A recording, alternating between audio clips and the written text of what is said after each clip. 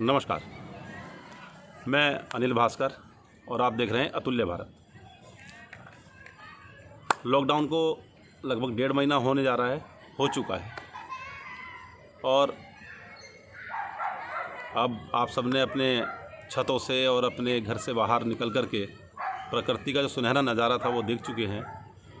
इस बीच में प्रधानमंत्री ने आज मुख्यमंत्रियों से फिर बात की और वो बात की कि लॉकडाउन का अगला चरण क्या होगा।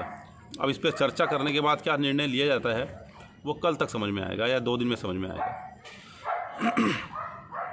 लेकिन जो खबर आई उसके हिसाब से ये है कि प्रधानमंत्री ने अर्थव्यवस्था का रोना रोया और ये साफ साफ उसमें बता दिया गया है कि अब हमें अर्थव्यवस्था के मुद्दे पर वो और अधिक किसी भी तरह से कंप्रोमाइज़ नहीं कर सकते हैं। महत्वपूर्ण विषय है और समझ नहीं आ रहा है कि आखिर में भारत सरकार का पैसा कहाँ है। जो लोग हिसाब मांगते हैं या हिसाब मांगने की बात करते हैं या इस बात पर सवाल उठाते हैं, उसमें बीजेपी की जो ट्रोल करते हैं वो लोग बोलते हैं कि जिन्होंने पैसा दिया ही नहीं वो कैसे इस पे सवाल उठा सकते हैं। कितनी छोटी सी बात है, किसको कैसे कह सकते हैं। अगर मान लिया किसी ने पीएम केयर में, सिर्फ पीएम केयर में यदि किसी ने चेक नहीं दिया है तो वो क्या उसने पैसा नहीं दिया है? ठीक है, हमने मान लिया कि उसने नहीं दिया है, सहयोग नहीं दिया है, लेकिन क्या पेट्रोल पे उसने टैक्स नहीं दिया है? क्या खाने की चीज़ों पे उसने टैक्स नहीं दिया है? क्या अन्य चीज़ों पे उसने टैक्स नहीं दिया है? खर्च उसने हाउस टैक्स पे खर्च नहीं दिया है? उसने बिजली का बिल अभी तक जमा नहीं किया है क्या? ये सब चीज़ें खर्च कर रहे हैं ना। जब ये सब चीज़ें खर्च कर रहे हैं और सरकार उसमें टैक्स वसूल रही है तो निश्चित रूप से डायरेक्ट इनडायरेक्ट तरीके से सभी लोग अपना जो भी अच्छे से अच्छा देश के लिए दे सकते हैं, कर सकते हैं, वो लोग कर रहे हैं। जिन्होंने पीएम केयर को अगर फंड नहीं दिया है, किसी ने चेक नहीं भेजा है, तो ऐसा तो नहीं कि उसने हो सकता है अपने आस पड़ोस के समाज में जान पहचान में किसी को किसी प्रकार का सहयोग नहीं किया हो। मैं समझता हूँ अभी तक जो देश चल रहा है वो सरकारी वितरण प्रणाली के हिसाब से नहीं चल पा रहा है, वो चल पा रहा है समाज के वितरण प्रणाली के हिसाब से, जिसमें समाज की अनेकों संस्थाएं व्यक्तिगत रूप से सहयोग और सभी लोग एक दूसरे का साथ आगे से कंधा मिलाकर के चल रहे हैं, उससे देश चल रहा है। तो जो पीएम रोना रोए हैं कि अब हम अर्थव्यवस्था पे किसी तरह से पटरी पर लेके आनी है देश को और नहीं तो स्थिति बड़ी ख़राब हो जाएगी, तो आखिर हमने पिछले 6 साल में ऐसा क्या कमाया है कि वो 1 महीने में ख़त्म हो गया। 1 महीने में हम बर्बादी की कगार पर आ गए और इसके बाद अगर हम ये कहते हैं कि हम 5 ट्रिलियन की इकोनॉमी बन जाएंगे तो वो कौन से कागज़ों से बनेगी, कौन से आंकड़ों से बनेगी, कौन से बजट से बनेगी? ये प्रधानमंत्री को जवाब देना चाहिए, बीजेपी को जवाब देना चाहिए। बीजेपी तो जवाब देने की स्थिति में नहीं है क्योंकि अब तो जो कुछ भी है सर्वा मोदी जी और अमित शाह जी हैं, तो इसलिए बीजेपी का कोई भी कार्यकर्ता, कोई भी नेता, कोई भी मंत्री इस स्थिति में नहीं है कि वो देश को समझा सके कि भविष्य क्या होगा। वित्त मंत्री तो बिल्कुल उनको हिसाब का नहीं पता है, उनको तो सिर्फ ये पता है कि यदि प्याज के रेट बढ़ते हैं तो वो उनके घर में नहीं खाया जाता, तो आप भी मत खाइए। तो ये इस प्रकार की जो बातें करके वो अपना टाइम पास करती हैं। तो मोदी सरकार में आज की स्थिति में ये है कि वो टाइम पास मंत्री बनाए गए हैं और टाइम पास मंत्री काम कर रहे हैं। जब टाइम पास मंत्री, टाइम पास कार्यकर्ता और टाइम पास अधिकारी जब लगाए गए हैं तो टाइम पास ही सरकार कर रही है। और आज जो स्थिति देखने को आई है, जो सुनने को मिली है कि मोदी जी ने जो अर्थव्यवस्था के मामले बड़ी चिंता व्यक्त की है और उन्होंने एक प्रकार से सीधे ये एहसास करा दिया है कि आने वाला समय में लगभग सभी चीज़ें खुलने की स्थिति में हैं। रेल भी अब धीरे धीरे खोलने की तैयारी है, बाकी देश भी खोलने की तैयारी है और ऐसी स्थिति में खोलने की तैयारी है जब ये सुनने में आ रहा है कि जून में हमारे यहाँ कोरोना पीक पर होगा।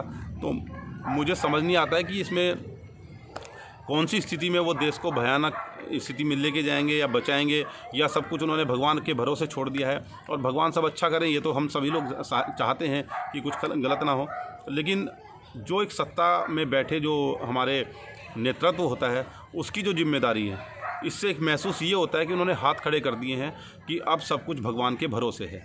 उनके पास पैसा नहीं है, उनके पास नीति नहीं है, उनके पास व्यवस्था नहीं है, उनके पास कार्य प्रणाली नहीं है, उनके पास बताने के लिए कोई भी जो एक होनी चाहिए, बात होनी चाहिए, जो उनको एक्सप्रेस करना चाहिए जनता के सामने, जो अपनी बात कहनी चाहिए, उनके पास किसी प्रकार का कोई भी कहने के लिए बात फ़िलहाल नहीं बची है।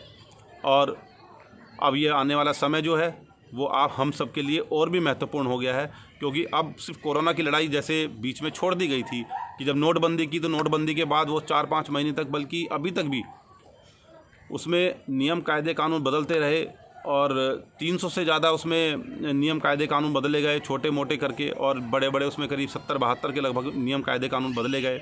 उसके बाद जीएसटी में अभी तक बदलाव ही हो रहे हैं, जो पिछले 2017 के बाद से। अभी स्थिति ये है कि अब कोरोना पर भी रोज़ाना कुछ ना कुछ नया अपडेट करने के नाम पर उसमें कुछ बदलाव, रणनीति में बदलाव, और फिर आज रणनीति बनती है, अगले दिन उसको इसलिए बदलने का प्रयास करते हैं क्योंकि पहले दिन की रणनीति वो कारगर नहीं थी, उससे उल्टा पड़ रहा था।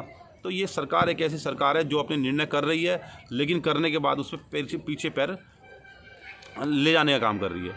तो मेरा मानना यही है कि अब आप सब लोगों को अधिक सुरक्षित रहना होगा, अधिक अपने जिम्मेदारी के साथ रहना होगा, देश को बचाना है, अर्थव्यवस्था को बचाना है, और देश का पैसा कहाँ गया है मुझे लगता है अब आप सब लोग पूछने की स्थिति में नहीं रहेंगे। तो मैं इसी के साथ अपनी आज की बात भी ख़त्म करूँगा, लेकिन उससे पहले हमारे देश के पूर्व प्रधानमंत्री मनमोहन सिंह जी, वो अस्पताल में एडमिट हैं, और वो जिस प्रकार की अंतर्राष्ट्रीय शख्सियत है जिसकी देश को बहुत आवश्यकता है, वो बात भले ही है, अलग है कि वर्तमान सरकार उनका कोई लाभ नहीं ले रही है, ना लेना चाहती है। कभी कभी उनके नाम पर प्रचार ज़रूर पा लेती है उनसे मिलने के नाम पर, तो लेकिन वो एक अपने आप में एक ऐसे शख्सियत है जिसने भारत को एक नई ऊंचाइयों पर, एक नई प्रगति की राह पर लेकर के गए थे। वो आज आईसीयू में भर्ती हैं। मैं भगवान से प्रार्थना करता हूं कि ईश्वर उनको शीघ्र ठीक करे, और भारत के जो आगे की जो भविष्य में जो उनकी आवश्यकता है भारत को, उसके लिए अभी हमारे लंबे समय तक हमारे बीच में रहें। और आप सबसे निवेदन करूँगा कृपया हमारे इस वीडियो को आप सब्सक्राइब करें, बेल आइकॉन ज़रूर दबाएं, और लाइक भी करें, शेयर कर दें तो अच्छा रहेगा। तो इसी के साथ मैं अपनी बात ख़त्म करता हूं, और ये ज़रूर आपसे निवेदन करता हूं कि इस बात पर ज़रूर मनन करें कि सरकार के पास ऐसा पैसा कहाँ गया कि उसके पास कोई पैसा नहीं बचा है, जबकि उसने वर्ल्ड बैंक से भी कर्ज लिया है अभी हाल ही में। और उसके अभी स्थिति ये है कि आरबीआई से कुछ समय पहले उसने पैसा लिया है, बहुत मोटा पैसा उसने लिया। उस स्थिति में उसने अभी तक मज़दूरों को कोई पैसा नहीं दिया है, उस स्थिति में कोई बेल आउट बड़ा नहीं दिया है। तो पैसा गया कहाँ है, इस बात का आपका सवाल सरकार के सामने आपको खड़ा करना पड़ेगा। और अगर आप खड़ा नहीं करेंगे तो मैं समझता हूँ आने वाले समय में आपको इस बात का दुख होगा कि समय रहते हमने अपनी सरकार से सवाल नहीं किया।